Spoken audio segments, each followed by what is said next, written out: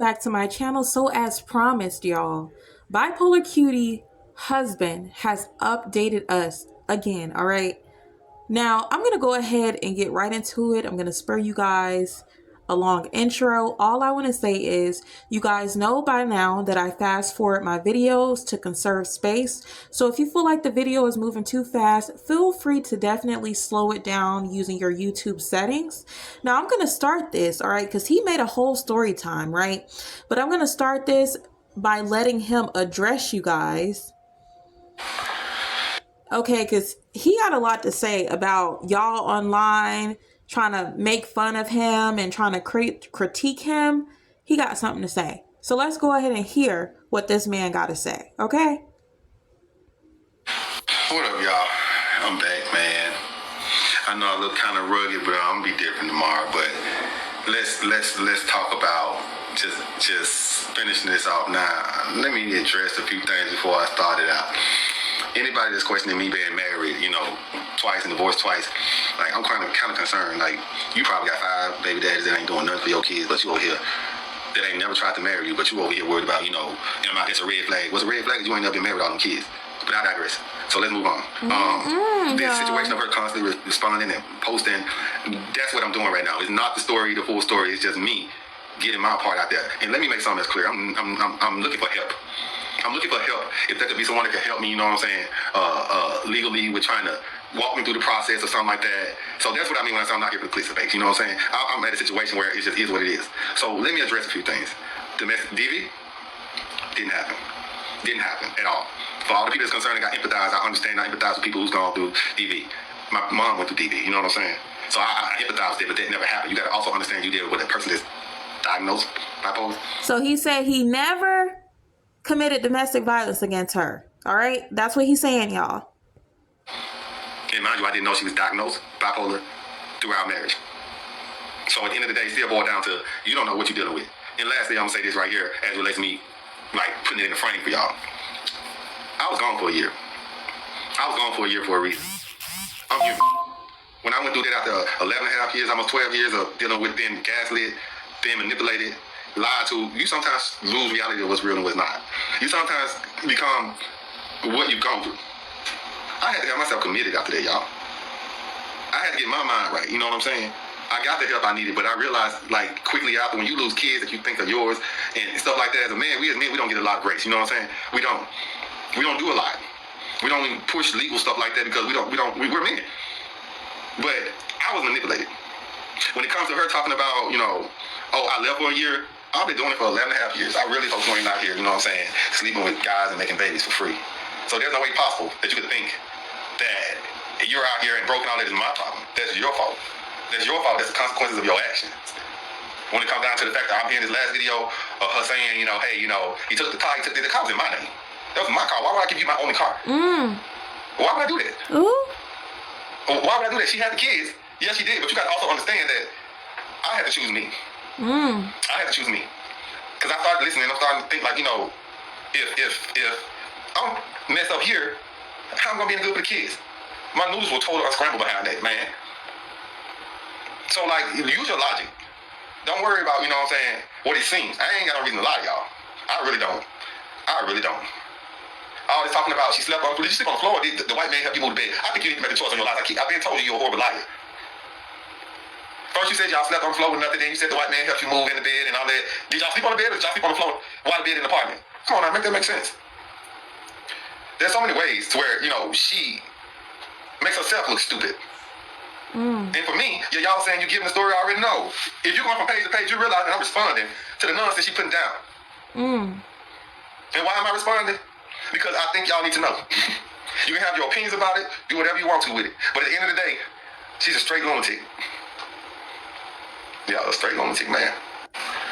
Y'all, so he basically saying, look, anytime she make a post, he's gonna respond. If she's speaking on him and it's not true, he's gonna make a video because he feels like he needs to speak up for himself. So if y'all wondering why he keep making videos, he basically telling y'all, go ask Bipolar Cutie why she keeps speaking on him, which that's a fair point to me. So he did go ahead and make a complete story time about how him and Bipolar Cutie came to be. If y'all missed it, I already uploaded a video of him speaking out. That's part 1. This will be part 2. Let's go ahead and get into it. All right, y'all. I just feel like at this point, you know what I'm saying? I ain't trying to, shake down nobody for likes and follows or whatever. So what I'm going to do is go on and get into the story. You know what I'm saying? Because I feel like y'all want to know, and I feel like I know I want to tell it. But at the end of the day, at the beginning, you got to realize I don't understand this app that well. I only get on this app to like search and all that, not search, but really just look at the stuff and like that. I've never really been one to just posting all that. So now I'm just really getting into it. So I need you to understand. And I want to preface that in the beginning when I asked for 10K, that was off the fact of thinking that hey, maybe so I can get the help I need. But with all that being said, I'm gonna move right into it because I know y'all waiting for it.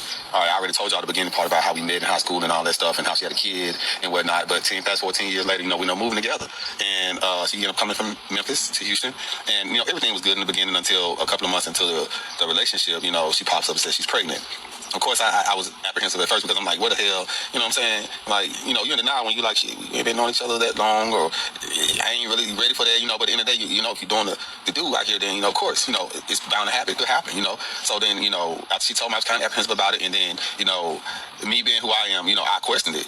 And when she told it to me that, it's a possibility, it's not mine, I need you to understand the preface that in my head, I'm like, okay, well, when we get everything set up, and when we get set up for, like, getting ready to have a kid, we're going to let them know we need paternity tests and all that. But now, mind you, throughout the whole process, there was maybe a couple of months, 3 months, 4 months before we got even married. Me not knowing that once you get married in the state of Texas, like, you're responsible for that kid. I didn't know that, you know what I'm saying? Then, once she started wanting us to get married and all that, around by November, end of November, beginning of December, I was basically telling her, like, I don't want to do it. We need to know each other more and all that when it comes to trying to figure each other out and all of that. But then the girl started acting crazy. She started acting like she was going to jump out the car while she was pregnant. Like, we riding, and she's like, you about to just throw my whole marriage away. And I'm like, I don't know what I'm dealing with. So I'm like, what the hell? And I'm like, I'm just not ready to do it. You know what I'm saying? But, all in and out, and everything's going, when you realize you're in this relationship and you really like this person, sometimes you look past some things. And I went on with the marriage, you know what I'm saying? I'm never going to say she forced me to marry her. No one can force you to marry somebody. But I will say that my heartstrings were pulled through the process of me trying to, go through it. And it was one of the deciding factors in me actually deciding, hey, let's go forward with it. Because, being raised in the South by my grandma, my mom, I've always been told that the woman's good enough for you to have sex with her and make a baby, she's good enough for you to marry her. So when people start talking about, oh, you've been married twice, it's a red flag. At the end of the day, I take my accountability in anything. But I will tell you that anytime in our relationship where we have had like disagreements or whatnot, it's always been because I'm reacting to what she's putting down. It's never been because I'm coming to her with nonsense. But I'm an adult. I can take accountability for my part in whatever the situation with now. When she got married and when she had the baby, now we're sitting here and I'm just like, hey, we need to do this paternity test. So I leave to go and handle some business. And when I come back, it's already been done. I'm thinking in my head, just off of hindsight, thinking about it, I feel like she just kind of like told people like, hey, we married. Like, like we can use that. I never signed for the first kid. I never signed for the 12-year-old, the oldest daughter. So when we continue on and things go on, I'm just like, okay, everything's done. We can go ahead and have paternity test and get everything done outside of here. Time just went on. You know what I'm saying? And then at the point of time going on, I kind of like just let it happen. I'm with this woman, we having a good time, it's cool, whatever, but at the end of the day, it still boiled down to the fact that I've always throughout the marriage said, I felt like you tricked me, and I felt like this, but when you've been gaslit by a person and the person is constantly telling you like, hey, the person did, because when I asked her about the guy, she told me that the guy that she had the party with, and she ended up being given some drugs that caused her to kind of like be inebriated. She told me the guy died in a car accident. And I'm like, this ain't the first time that we all hearing about, this is not my first time hearing about her killing somebody off. You know what I mean? So then I turn around and I go ahead and it just moved through and time just went on. You know what I'm saying? And at this point, it's just like I accepted it for what it was. But also at the same point, it's like when we did separate or whatever, I felt like that child has the right to know who her real father is. And I don't want to play a factor in feeling like I lied to her and then she becomes an adult and it's like, hey, you lied to me too. So we get on into the marriage or whatever, and everything keeps going. Then the second child was born. Like throughout that process, there were other guys that just like it was random stuff that was happening. Like one day, I was at my apartment complex and I was just checking out my car because I was having issues with it, and she so happened to go to the store. And she's coming back, she zooms into the parking lot, and the guy's following her. But when he realized that I'm there, he stops and just keeps going. And then I asked her about it, and she says that the guy was just like haggling her for her number. She wouldn't, so he started following her. Hindsight 2020 in my brain, I'm thinking like, man, after all, once everything dissipated, I'm like, man, maybe there was another guy that I ain't know nothing about. Keep going, keep happening. We start having our issues. I'm starting to see more and more issues. I will tell you that when she worked at the post office, it's okay to say that she was a breadwinner. When the post office worked down there 60, 70 hours a week, especially during the pandemic, when the pandemic happened, like post office still went to work every day. They still had to work. You know what I'm saying? So at that point, like no other kids born when we moved to the suburbs, that was not something that she did and she was a breadwinner. That was made off of my income. For the majority of the marriage, I was the only one working at all. Like, even there were times when we were struggling, I'm like, I need you to get a job, I need you to get a job, like, we need to figure this out. She would, like, dodge around it instead of talking about it, you know? So he's saying basically that she was the breadwinner for a certain period of time, working at USPS, doing 60 hours a week during a pandemic. She was the breadwinner, but he's basically saying, hold up, don't get it confused. When we moved to the suburbs, that was off of his income. So he letting it be known that he has been a breadwinner for most of their marriage. So just because you was the breadwinner for a small sector, don't try to get on the internet and act like you been a breadwinner. I'm just saying, that's what he's saying, y'all. Let's get back into it. Throughout this whole process, like, at one point, her son ended up coming to live with us, her oldest son, a 20-some-year-old son, and he was, like, a handful to deal with, but, you know, being the guy I am, I just took it on and tried to support as much as I can. Now, I just, at the end of the day, never, ever really thought that everything that, what it is, when you're in a relationship, you don't want to think it is what it is, but you keep going with it, you know what I'm saying? So, towards the end, when we fast forward on through, because no other things really happened, besides her just lying, nothing made sense. At one point, I was told, like, you know, I need support. And she was like, well, I had a house in Memphis. I'm going to sell the house. I'm looking up the house, and ain't nothing coming up about anything. Nothing just was making sense. She's a compulsive liar. Towards the end, she had been dating the last little boy that's here. She was dating his dad for a year before I even found out. And when I found out, like I told y'all, when the kid was almost a month and a half, or almost a month, 3 weeks, I want to say, I found out about the other guy. You know, at this point, our relationship's on the rocks. We're understanding that we're going to separate. We both decided that, you know, we're going to get our own place. So, like, to say that I put her out when there was no putting out. She already moved into her own place before I even came back to the apartment. 2 weeks before I came to the apartment, got the rest of the stuff out of the apartment, man. She had left the apartment such a mess. We got a whole balance we owe of almost $2,000 for the apartment we once lived in, because it was such a mess. And when I came to move out, it was the last day, so I had to turn the key in. So I just took what I could for me. She had every opportunity in those 2 weeks to get what she wanted and what she needed. Now, when it kept going on, I had to take a year off, bro. I literally had to take a year off. And I will tell you, I took a year off for me. I had to be committed. I had to go through therapy. I had to get myself together. You know what I'm saying? And at the end of the day, it still boils down to, yeah, you know, you saying he was gone for a year, but at the same time, let's explain why. Let's explain his man out here just living his life. This man actually struggling, trying to figure things out. So, after talking to the dude and all that, which is the little boy's kid, I am not the guy that was unalive. Let me say that off the rip. I was not the guy that she said was unalive. The guy that you see in the video that I posted previously is the guy of the little boy's kid, and how I figured all that out. Like, literally, once all of that happened and everything happened, like, I kept his number or whatever, but time just went on, and after I couldn't find her to serve her the divorce papers, like, wasn't anything else I could do. It all just boils down to the fact that once I came back, this Big E guy was in the picture, you know what I'm saying?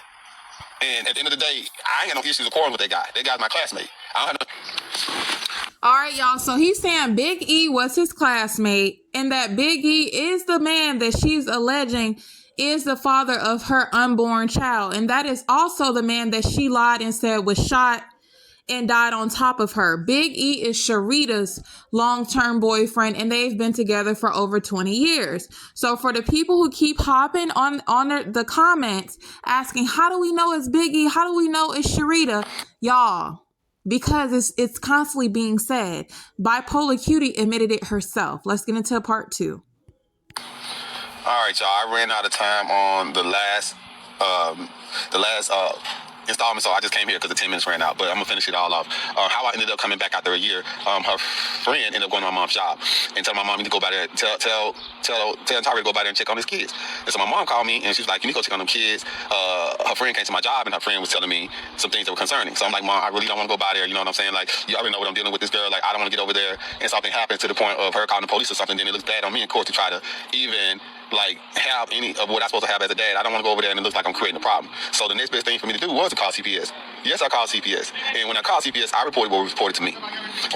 The friend told me that, you know, she was leaving the kids at home all night by themselves, to go out and party and do rugs, that she was on heavy rugs, and that at the end of the day, like, she's abusive to the kids.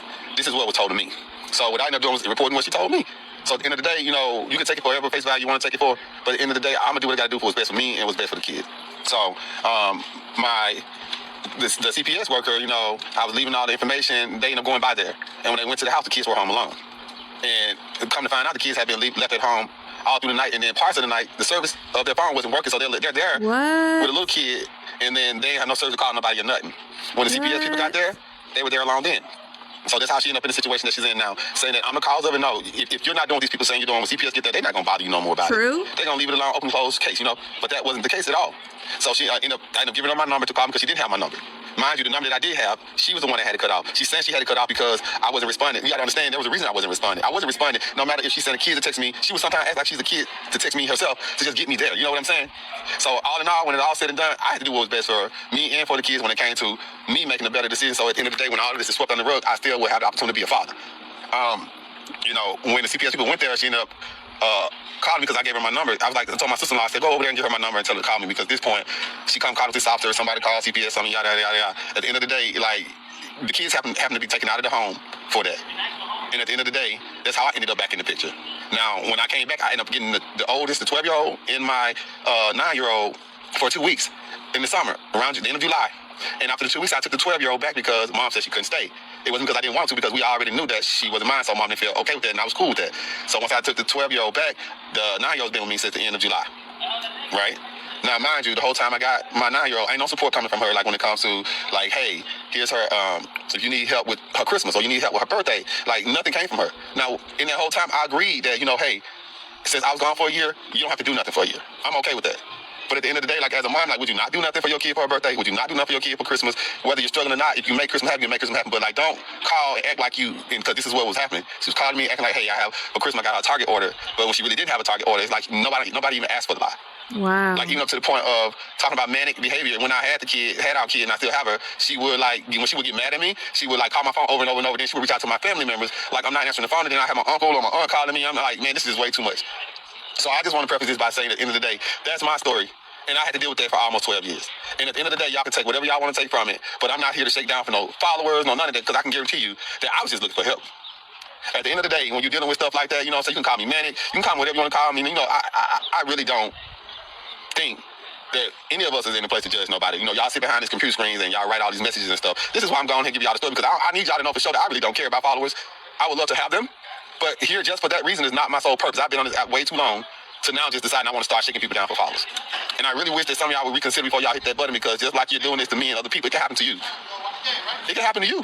You're human, right? It can happen to you. Now, for all the people that say I'm clown and I'm including myself, you know, the hell with y'all. Do whatever you want to do with this story. Take it however you want to take it, but I'm done talking about it because life goes on. So there it is. I appreciate y'all for listening. Anybody want to support or help me out in any way when it comes to legally or advising me, I'm perfectly fine with that. But I just need to get my part of that so you guys understand the character of this person, and you guys also understand that other people in this girl's life have gone through things. All right, appreciate you. Thank you for listening. Y'all, the husband of Bipolar Cutie has spoken. Okay? He spoke on it. He said this is the last time he's addressing it. But y'all know, I'm going to be watching this page to make sure this is actually the last time he's addressing it, because he basically just said that when Bipolar Cutie makes a video addressing him, trying to expose him, he's going to make a video basically defending himself. So we going to see what Bipolar Cutie do, which may trigger him to make another video. But this is what he had to say, y'all. I want y'all to give me your thoughts about this. Lay it on me in the comment section below, y'all. Let's kiki. Let's talk about it. This was a lot to process, and y'all, after I upload this, I'm going to really process this, and I'm going to share my thoughts just processing this whole thing, because y'all, thank y'all so much for watching, all of the love and support. I thank every single one of y'all, and I'm going to keep y'all up to date. I'm stalking Sharita's page to see if Sharita uploads a video, y'all, because y'all will be the first one to know. If you want to know what's going on with Bipolar Cutie, this is the channel. Subscribe, because I'm always going to have the freshest, hottest news on it. All right. Thank you guys again, and I'll catch y'all in my next video. Bye.